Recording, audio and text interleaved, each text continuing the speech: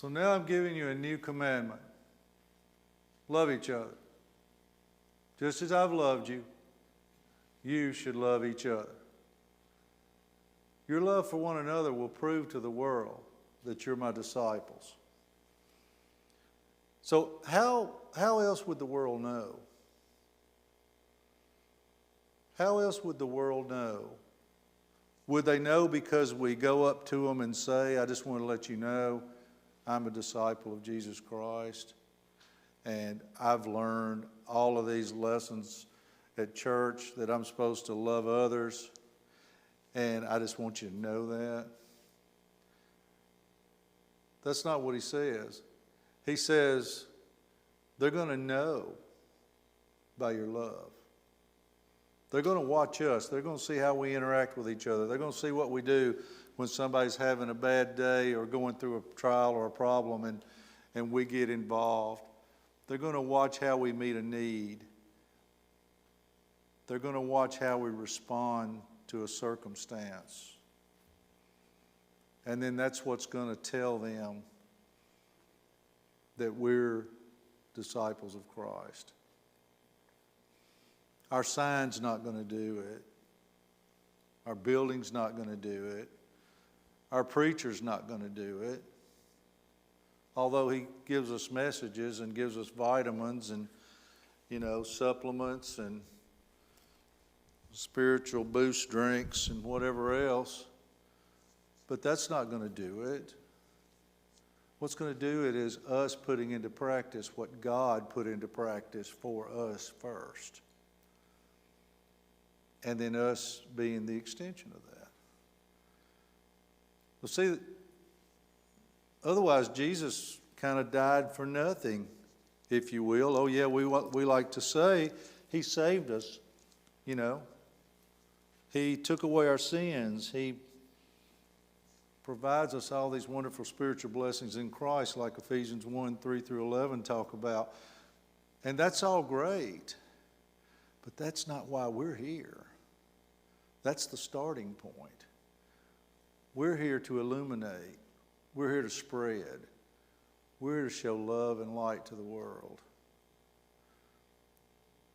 So, as we look at the one another passages and we talk about this stuff tonight and next week, that's why we're here. So that our love for one another will show the world that we belong to Jesus Christ. Doesn't matter what our bracelet says. Doesn't matter what our t-shirt says. Matters what our life says. Our life with one another. So if we're not good for each other, we can't be any good for those out there. It's got to start here.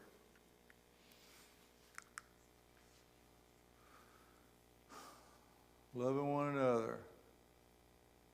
That sounds easy. What are some of the barriers that may get in our way? What are some barriers of loving one another? Can I ask questions in here, or does this need to be just me talking? So, what are some of the barriers that may get in our way? Prejudice. What's that? Prejudice. Yeah. Prejudice can really play a role, because then we start doing the preferential thinking thing. We start categorizing, stereotyping. We start labeling. Those are the three things we can do to destroy community relationship and our message of Christ to others. Those three things. Categorizing, stereotyping, and labeling. And we can really hurt each other by doing that too, can't we? I mean, we've probably done it at some point. We've had it done to us at some point. So we know what that means. We know what that feels like. So that's one. What's another one? Prejudice. Past experiences like how, Earl? Someone's done harm to us, so we don't reach out. Yeah. Love others because of what we thought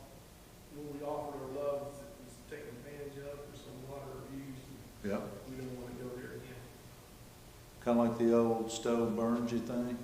It's easy to love somebody who's loving you back and you have a good relationship with, but when there's somebody who is like throwing stuff at you, you Yeah. know, just not Yeah. a nice person, we're commanded to love our enemies. Yeah, I think that's kind of, that takes it to a whole nother level, doesn't it, of serving Christ. I mean, you're right, it's easy. If we're all in the lovey-dovey thing together, that's easy for us to say. We've got unity, we got love one another thing going on. So we're ready to go show the world that we have that figured out. But let's have a little issue. What about jealousy? Jealousy? It's a good one. I mean, it's not a good one.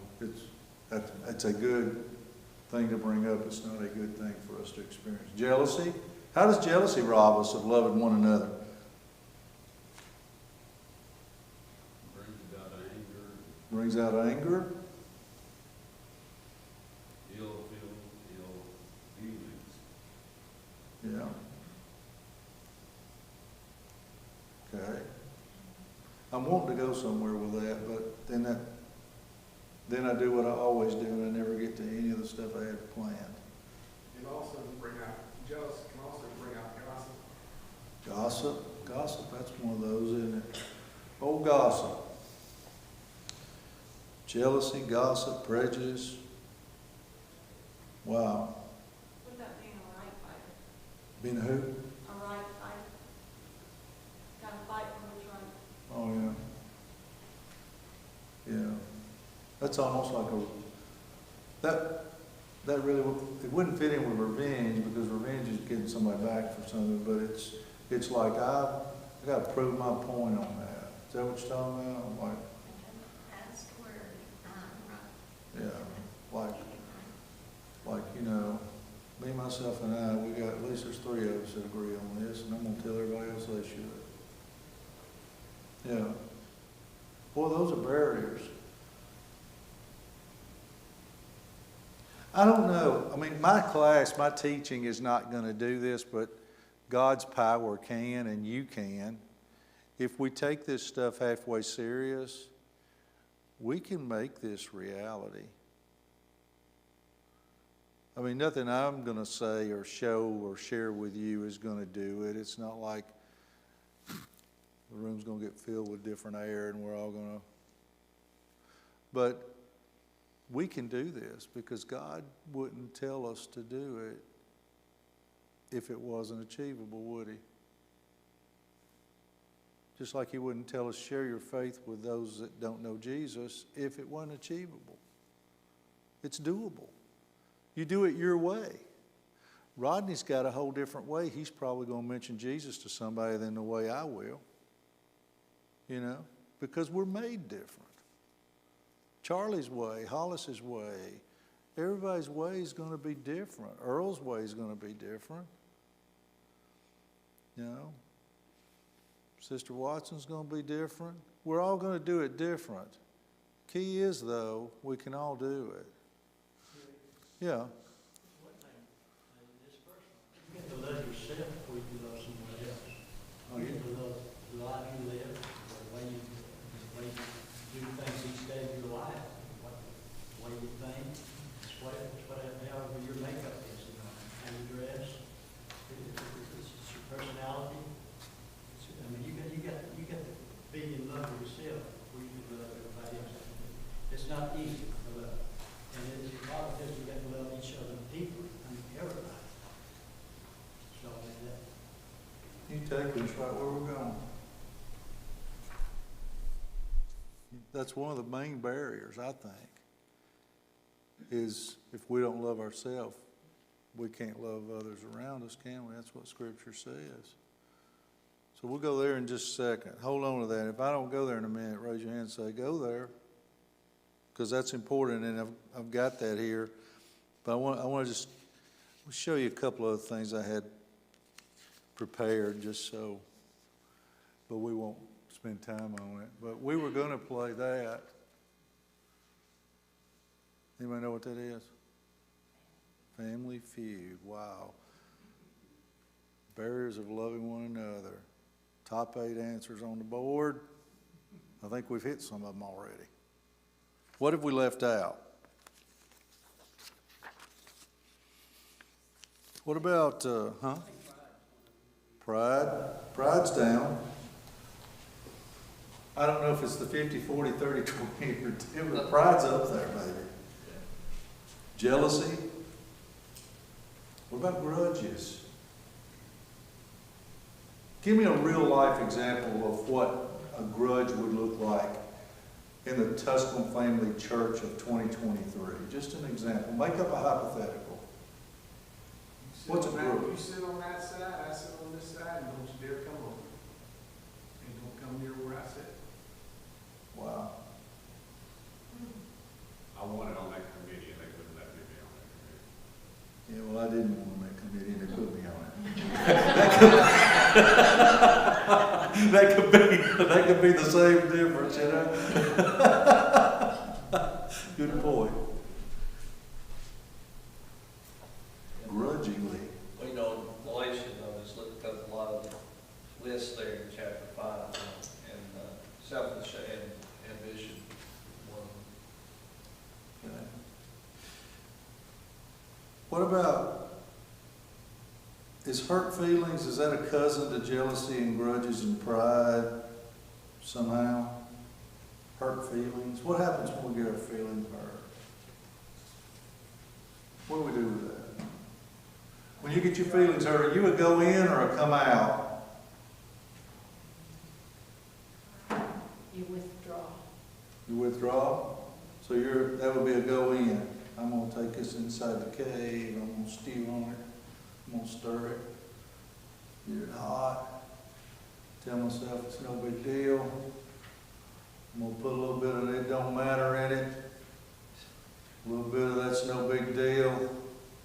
I'm even going to throw in I'm going to go Christian, and I'm going to put in about 4 ounces of they didn't mean to. Still there though. Got to work through that stuff. Which leads me to another one that's on the board, and that's unresolved issues. It's hanging out there, isn't it? It's that hangnail. Every time you stick your hand in your pocket, it's crazy how you got all that pocket and one little finger with a hangnail, and you'll hit that thing every time. What's that about? And misunderstandings? Earl said this, I take it in here, I don't talk through it with Earl, I just process it and decide what Earl meant. And then I go further with it and I say, well, you know, I can't believe Earl would say something like that to me, of all the things. And Earl's going about his day. He goes home after church, he's cutting his yard. He don't even know that I'm over here reprocessing something that he didn't even mean. Or maybe he did, but I don't know the difference.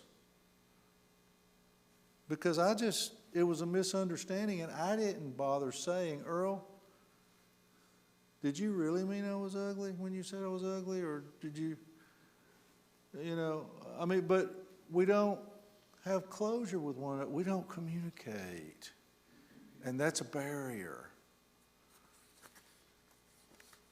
Because you know why? Because it's uncomfortable. It's hard to do that. And if you're not one of those confrontation type extroverted individuals, it's really hard. I respect the fact that it's hard to go to somebody and say, David, let's square up.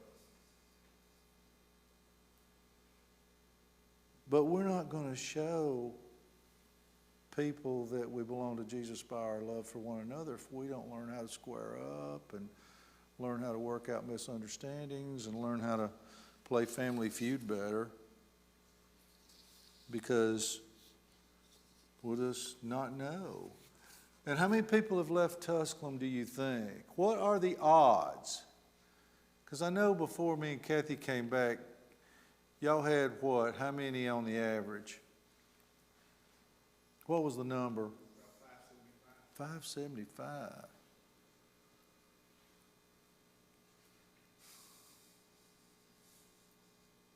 So I just wonder if a few of those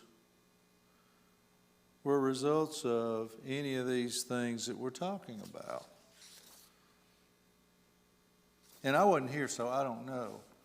But I can guarantee you with people, just like I can with employees, just like I can with customers, just like I can with at home, or whatever else, that typically there's some of everything mixed in that bag, but it's never all one thing mixed in that bag. And I guarantee you what's at the root of it most of the time is they didn't sit down and prayerfully try to work through it. Pride, big I came in.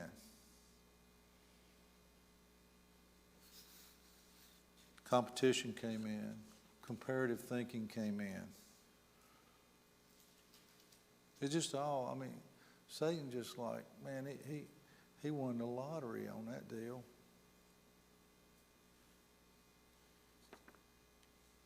I bet he didn't work up sweat. I bet he didn't get his shirt dirty. We did his work for him.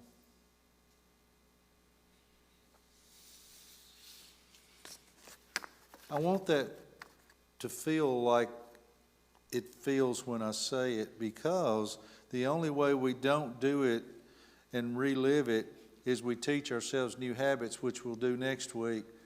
New habits that will help us maybe know how to handle things the next time we encounter something.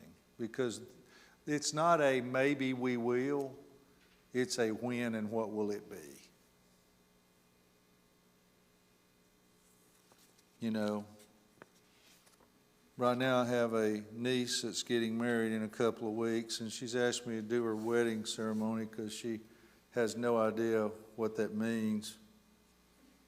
Don't call her and tell her. But I've made an agreement with them that I would do it if they would sit down with me X amount of times. And like young couples do, we've sat down probably 1/4 of those times. But that's part of it. But right now they're everything. They don't need to hear what I'm saying. I talk about love language. What do you mean, love? We're love language. We live in the love language. I'm like, no, you're not. but it's exciting in one way watching them, but you just want to grab them and say, the train that's going to hit you is going to hit you hard. You've got to have a skill set for this thing. Well, we've got to have a skill set for living this Christian life too.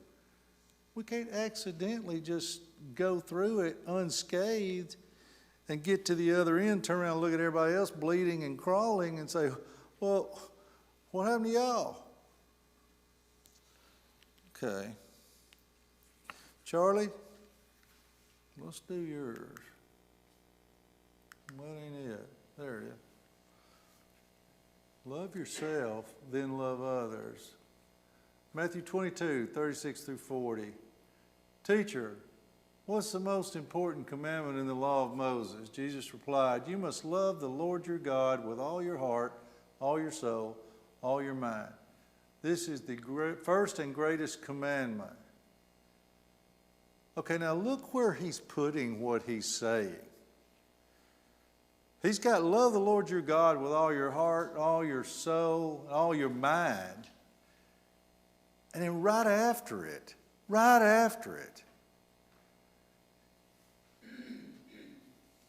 he inspirationally places this, a second is equally important, not secondarily important.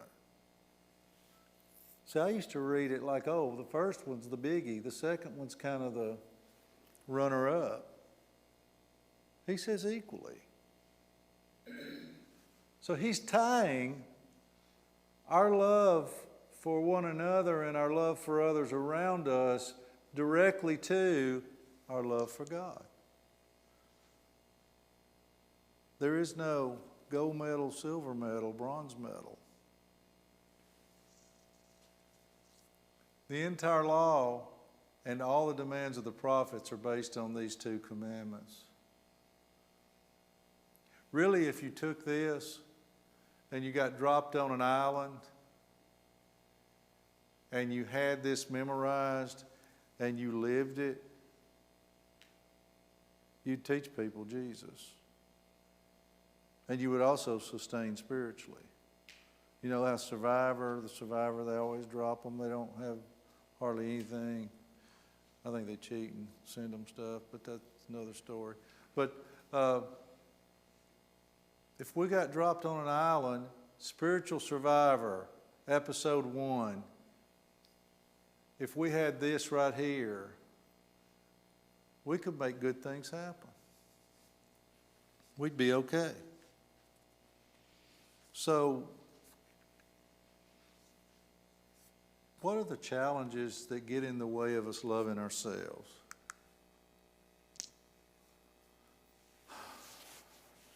Do you ever compare yourself to others?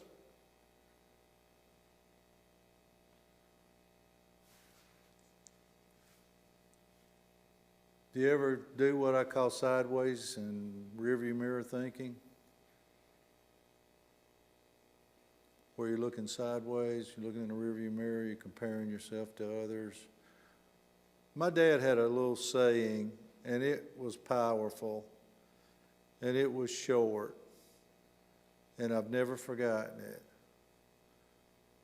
Matter of fact, I remind myself of it just about on a daily basis because I run into situations that call it right up to the front of my mind. One time I was doing a combination of whining, griping, complaining, being disrespectful to him. I was doing the whole thing. And we were in a very competitive environment, and I saw other people around me succeeding, and I'd see them order these new fancy presses, and I'd see them out driving around in these cars, and we were working till 8 o'clock at night and going back in at 5, and that was our routine. And I got mad one time, and I told him, if we can't get something like what McQuitty has, then I'm just done. He said, boy, I'm going to tell you something. You need to listen. He said, you need to learn right now that there's a big difference between seems like and is.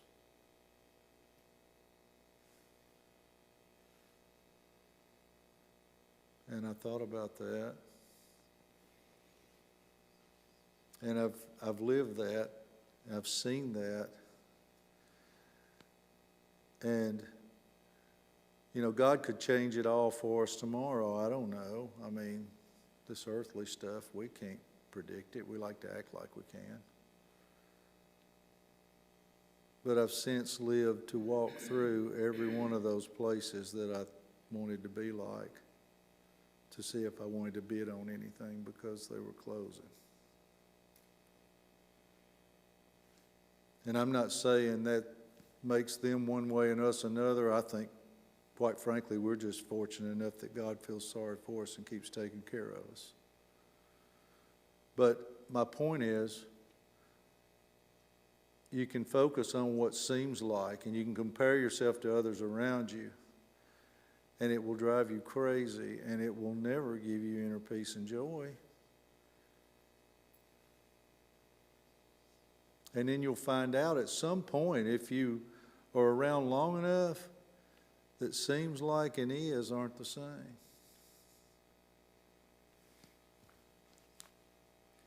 What about worrying about other people's opinions? Anybody ever experienced that? I'll tell you what, let me ask the questions this way. This makes class go better. Does anybody know anybody that's experienced that?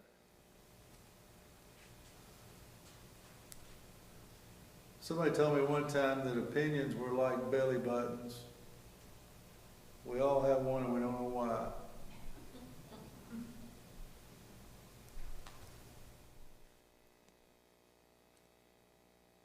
Allow ourselves to make a mistake. Now, that's not like liberty to sin and, ignore God. No, that's not what we're saying there. But allow yourself to make a mistake, because you will. You have, and you will again. You may be right in the middle of one right now.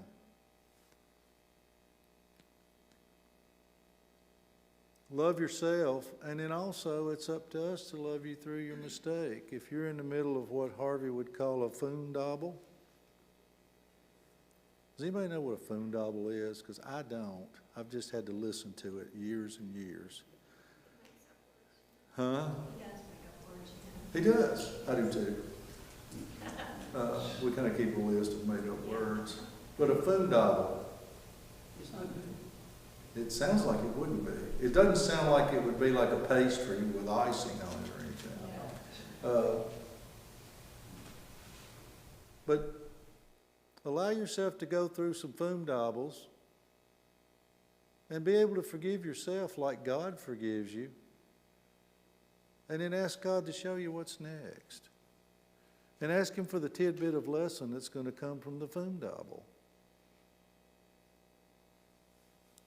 Because He won't let you go through a trial or a mistake and come out dry, because God never leaves us empty.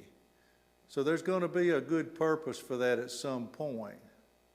We don't know when, we don't know how, but there will. Process your fears. It's hard to love yourself when you're afraid.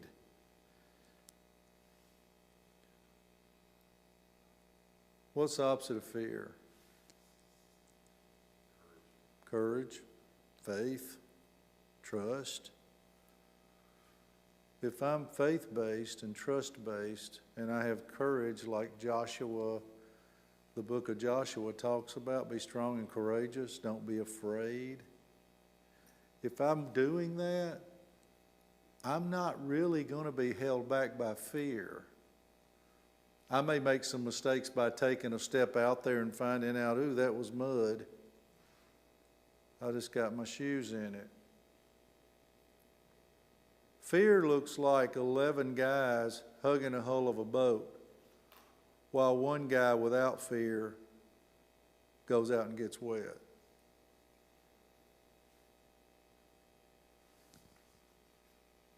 Let's get wet.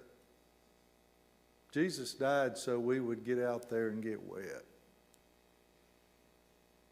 And He's going to take up our slack. I think He can do it. Just like He picked Peter up out of the water, picks us up all the time.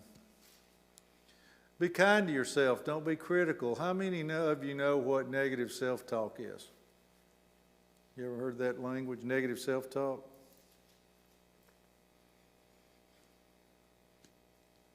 It's easy to do. Positive self-talk takes learning and discipline and mindfulness exercises and all kinds of stuff. Be kind to yourself. Don't be critical to yourself. That's a toughie sometimes. Rick Hatcher one time years ago, he's not watching. We don't have anything on, do we? Oh, shoot. That's all right. Yeah, but I got enough on you. That brotherly love thing has some exceptions to it. I've still got a few things on you. And you got things on me. Let's just keep it there. That would be another version of brotherly love, I guess, wouldn't it? Mutual forgiveness. No, but Rick came up to me one time years ago. I was getting ready to teach class. And I love him, and I know he didn't mean anything back. I know he was being genuine, and it didn't even bother me. It was just funny. He came up to me one Sunday morning. I was getting ready for class, and I used to go down in the basement in the kitchen. I'd get in there and get my thoughts together and have a little prayer back there in the little secret compartment area. And He said, "Do you feel as bad as you look this morning?" Y'all know Rick. We love him. And I said, well, I just looked at him. I was like, I don't know what to do with that. But I knew he meant that out of concern, and he was sincere. But I'll never forget it. I wouldn't recommend trying it with anybody you don't really know. Practice gratitude. Say thanks to others around us, to God, and then ask God to trust His process. Those are some ways we can learn to love ourselves. There's probably others. How about loving others? Love one another as I have loved you. Wow. That's big. Be devoted to one another in love. Honor one another above yourselves. So there's not a lot of room for selfishness in this love one another, live as disciples, show Jesus to others thing we're doing.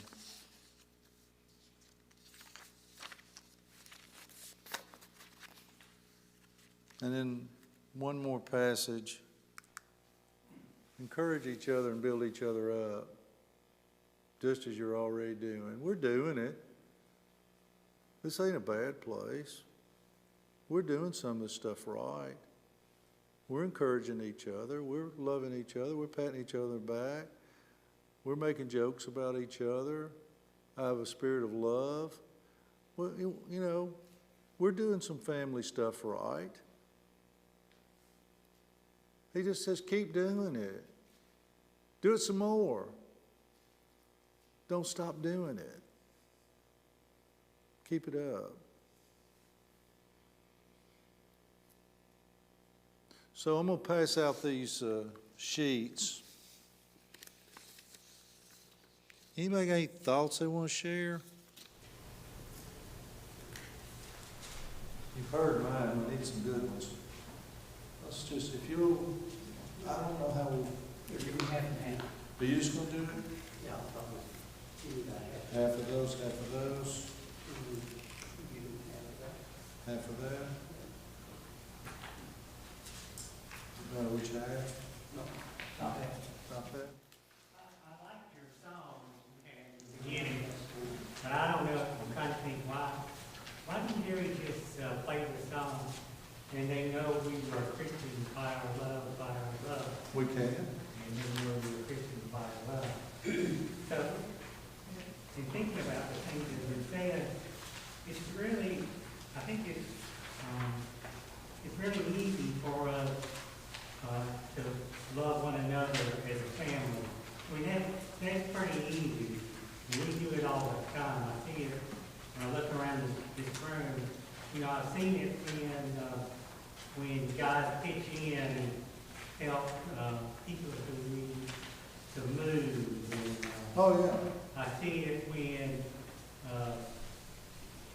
folks, I know that people, ladies are gathering together and fixing meals, prepared meals, casseroles, they call it, Yeah. to give to people when they need it. And, when trees are need to be cut, Yeah. I see you doing that. That's easy for us to do among ourselves. I think because we know we're supposed to do it.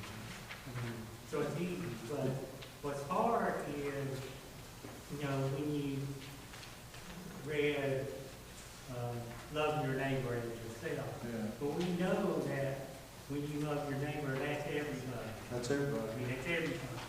People That's us that and you them. don't like, Yeah. people that you love, Yeah. it's your neighbors. And you know, I want to say that I'm pretty good at loving people in certain situations. Yeah.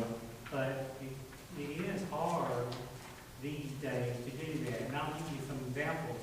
Like when I used to work downtown, it was easy for me to be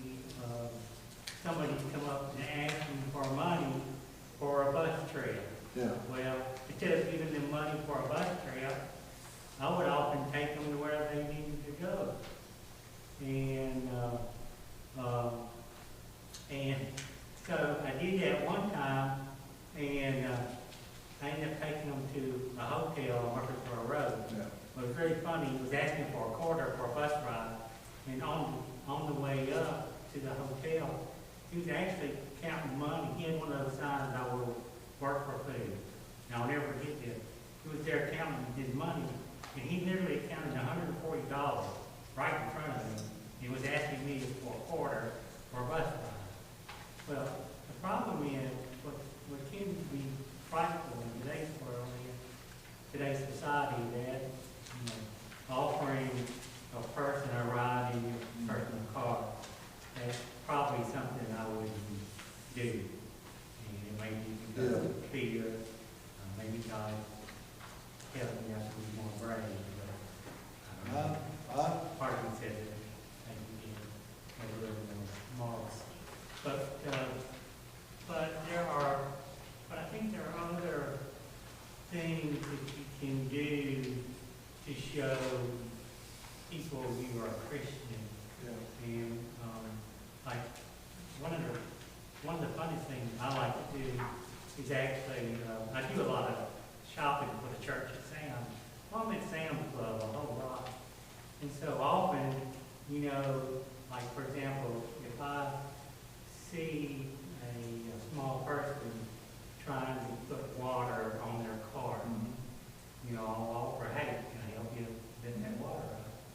And some, you know, half the time they'll say, "Yeah, I appreciate that." Or, you know, they may be loading their car up, and I'll offer to help and maybe take their buggy for them. But it's just little things like Yeah. that. I think can it's- make a difference in today's I world. think it's, Say, yeah. "Hey, there's something different about this guy." Well, and I've made the comment about here, Tuscan doesn't need a big splash. Tuscan needs a whole bunch of little bitty things being done on a regular basis based on love. If we just do that with each other and we trust God, He's going to make Tuscan what He wants it to be. We won't be able to hold Him back. We won't be able to get in His way. But if we don't do that, we held Him back and got in His way. You know? And so it's kind of like I told Alex a couple of weeks ago, we've got a lot going on. Business environment's kind of crazy right now. People are harem scarum. And I told him, I said, make a list of 5 small things that doesn't cost us anything that we can do well every day. And start meeting with your people every Monday morning and talking about those 5 things. Just have a 5-minute stand-up little meeting. And I said, that will help. That will counterbalance. And I think that's why God tells us how important it is to love each other, because it counterbalances all of the negative and all of the stuff we talked about on the Family Feud thing. Love, just little actions of love, little random acts of kindness, for lack of a better term, can counterbalance those things. And so, but it takes us being conscientious about that, and it takes us being intentional about wanting to do it. We can't go randomly and mindlessly through the process of serving God. We have to say, okay, we're going to make an intended effort to do these things for one another. You know, maybe sometimes look for somebody you haven't spoken to in a while and kind of make that your aim for that day. You know, say hi to them. Ask them how they're doing. You know, you never know. You just never know. But I think it's a whole bunch of little things that make a big difference, because we've got the big thing. God is the big thing. He's going to take care of business. Yes, ma'am. I was calling on you because I saw your finger, and I've got Kathy telling me I'm out of time, but you go ahead. As long as you're okay with being here a couple more minutes. It may take longer than a minute. But what I want to say is... She won't get mad at you. So Beg your pardon? she won't get mad at you, so you can talk as long as you want to. You can leave if you want to.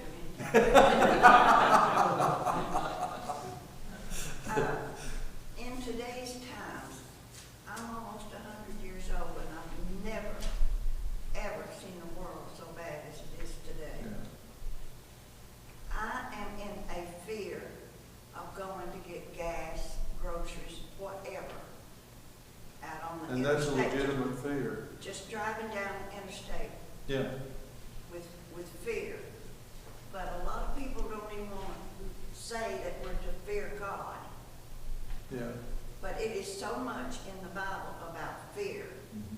fearing God. And if we feared God, these things wouldn't happen. You're right.